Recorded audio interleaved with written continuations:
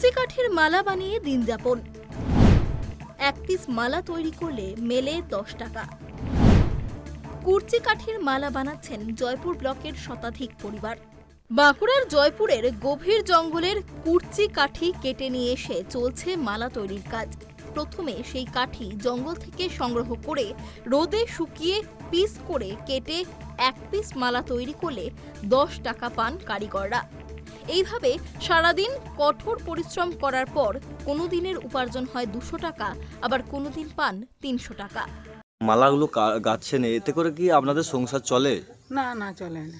কিভাবে চালান? আপনাদের জমি জায়গা রয়েছে? না না, ওই খেটে গতর খাটিয়ে উনি মাঠে খেটে আর করে চালায়। এখন তো ওই ভাদ্র মাস চলছে, ভাদ্র মাসেই পেরোলো, এখন জমি চাষের কাজও নেই। না না, তাহলে এখন কিভাবে উপার্জন করছে? ওই উনি যা জুটছে তাই ইয়ে হচ্ছে, মালা খেটে যা হলো। প্রতিদিন কত পিস করে মালা কাটছেন এখন? তা 40 ফিট।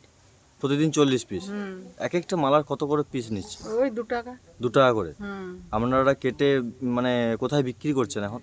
ওই যারা নিতে আসে তাদের। মহাজনরা আছে? হ্যাঁ, মহাজন বাড়িতে এসে নিয়ে চলে যায়? নিয়ে চলে যায়।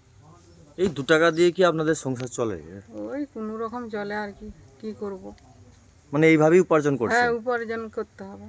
দৈনন্দিন খরচ আর পেটের দায়ে পরিবারের সদস্যরা দিনের পর দিন জঙ্গল থেকে এই কাঠি সংগ্রহ করে এনে সংসার চালাচ্ছেন। পাশাপাশি এখান থেকেই খরচ যোগাচ্ছেন ছেলেমেয়েদের পড়াশোনা থেকে শুরু করে পোশাক আশাক সবটাই। কৃষি জমি কম থাকার জেরে মালা শিল্পের উপর নির্ভরশীল শতাধিক পরিবার।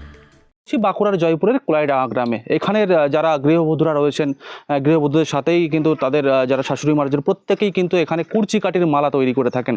আর এই কুর্চি কাঠির জয়পুর জঙ্গল থেকেই পাওয়া যায়, সেখান থেকে সেই কাঠিগুলি সংগ্রহ করে তারা বাড়ি নিয়ে আসেন। এমনকি সেটা পরিষ্কার পরিচ্ছন্ন করে কিভাবে কাটেন, কতটা উপার্জন হয় এর থেকে, কোথায় বিক্রি হয়, কি দাম তার, সবটাই জানবো। এখানে একজন কারিগর রয়েছেন, তিনি কীভাবে তৈরি করছেন সেটাও দেখাবো, তার সাথে তার কাছ থেকে জানার চেষ্টা করব এই মালা কি হয়, কোন কাজে ব্যবহার হয়, কীভাবে তৈরি করছেন, কত সময় লাগে, সবটাই। দিদি, এই যে আপনারা এটা তৈরি করছেন, এটা কি কাঠি? এটি কুর্চি কাঠি। কোথা থেকে পান এই কাঠিটা? এটা হচ্ছে জঙ্গলে পাওয়া যায় জয়পুরে। কখন তুলতে যান? ওই সকালে চলে যায়, সকালই আসেন কখন? আসে 2টা-2:30টার সময় ঘরকা আসে। জঙ্গল থেকে কাঠিটা এনে কি তৈরি হয় না? এটা কোনো এর সাথে কোনো কিছু আরো কিছু এটা না, সময় লাগে? এটা হচ্ছে সময় লাগে, কাঠিটা ছুলতে হবে, শুকাত দিতে হবে, তবে তো তৈরি হবে। দিয়ে কাটতে হবে তো খাড়িটি শুকালে।